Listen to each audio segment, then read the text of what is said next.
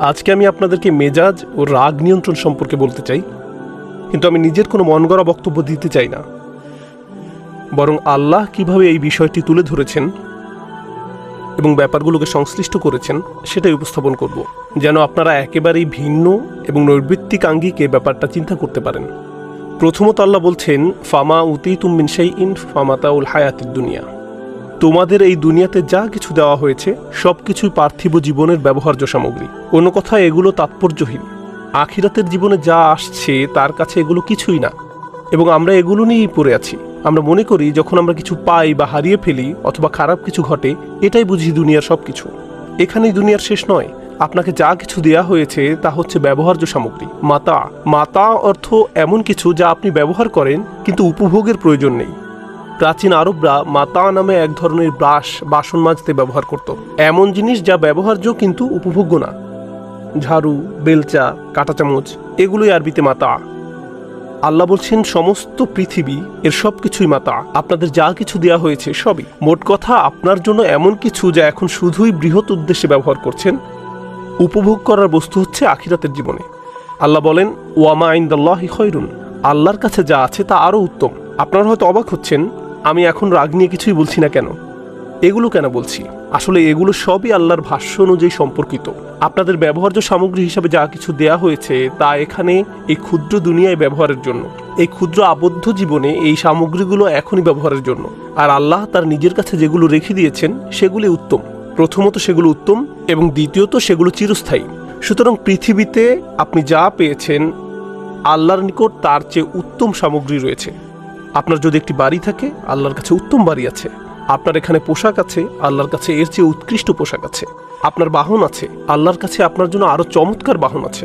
আপনার যদি যৌবন, স্বাস্থ্য, শক্তি বা সামর্থ্য থাকে, আল্লাহ আপনাকে এগুলোর চেয়েও উত্তম কিছু দিবেন। আপনার যে সঙ্গী আছে, আল্লাহ আপনাকে আরো উত্তম সঙ্গী দিবেন।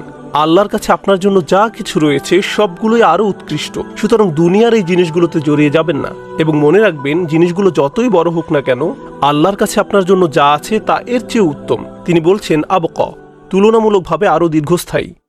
অন্য কথায়, আপনার এখন যা আছে তা ক্ষণস্থায়ী। আপনার একটা বাড়ি আছে, ক্ষয়প্রাপ্ত হওয়া শুরু করবে। আপনার স্বাস্থ্য ভালো, তা নষ্ট হয়ে যাবে। আপনি শক্তিশালী, একসময় দুর্বল হয়ে যাবেন। আপনার সুন্দর গাড়ি আছে, একসময় সমস্যা দেখা দেবে। আপনার বন্ধু আছে, হারিয়ে যাবে, অন্য শহরে চলে যাবে, কিংবা জীবিকার তাগিদে অন্যত্র চলে যাবে। এই জীবনে আপনার যাই হোক না কেন, কোনোটাই চিরস্থায়ী নয়। এই কারণে আল্লাহ বলেন, তুমি কি এমন কিছুর জন্য চেষ্টা করবে না যা উত্তম এবং চিরস্থায়ী? কিন্তু এটা কাদের জন্য? যারা আসলেই মুমিন। আল্লাহ যখন মুমিন সম্বোধন করেন তখন শুধু সাধারণভাবে বিশ্বাসী বোঝায় না, যদিও এটাও অন্তর্ভুক্ত। এটা ওই আয়াতের জন্যই, যারা আসলেই বিশ্বাস করে যে দুনিয়ার এই সামগ্রীগুলো পরবর্তী জীবনের কাছে কিছুই না। এটা তাদের জন্যই।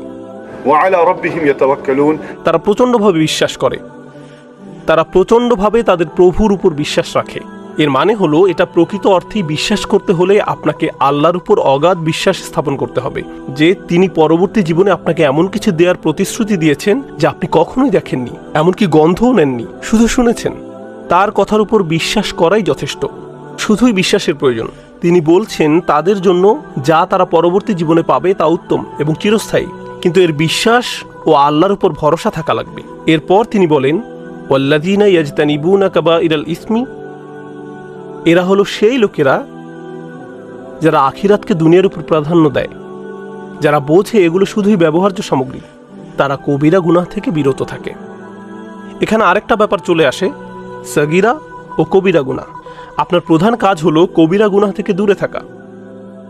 আপনি যখন কবিরা গুনাহ করেন, আপনি বলতেই থাকেন, ওহ, আমার ছোটখাটো গুনাহ করা উচিত না। আপনি আসলে বড় গুনাহ থেকে বিরত থাকতে চাচ্ছেন, কাবাইরাল ইসম। পরে তিনি সুনির্দিষ্টভাবে বলছেন, ওয়াল ফাওয়াহিশ, সব ধরনের বেহায়াপনা।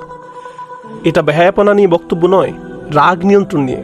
অথচ এখন পর্যন্ত আমি রাগ নিয়ন্ত্রণ নিয়ে কিছুই বলছি না। আল্লাহ বলছেন কবিরা গুনাহসমূহ থেকে দূরে থাকা, এবং দূরে থাকো সব ধরনের কঠোরতা, অভদ্রতা আর নির্লজ্জতা হতে। এরপর তিনি বলেন, ওয়া ইযা মা গাদিবুহুম ইয়াগফিরুন। যখন তারা রেগে যায়, আমি এখনো বাক্যটা শেষ করিনি, কিন্তু এখন তিনি রাগ শব্দটি এনেছেন। দেখলেন কোথায় রাগ শব্দটি আনলেন? প্রথমে তিনি বললেন এই দুনিয়ায় আখিরাতের তুলনায় কিছুই না, কারণ এই দুনিয়া যদি সব হয়, ভুল কিছু হলেই আপনি রেগে যাবেন। কিন্তু এই দুনিয়া যদি আখিরাতের তুলনায় কিছুই না হয়, তবে কিছু পেলে বা হারালে অথবা ভুল হলে আপনার কাছে খুব বড় কিছু মনে হবে না। আপনি বলতে পারেন ইন্না লিল্লাহি ওয়া ইন্না ইলাইহি রাজিউন। নিঃসন্দেহে আমরা আল্লাহর কাছ থেকে এসেছি এবং আল্লাহর কাছেই ফিরে যাব। মোট কথা, আপনি সহজেই শান্ত থাকতে পারবেন। এটা ঘটবে যখন আপনি আত্মস্থ করবেন প্রথম শিক্ষাটি।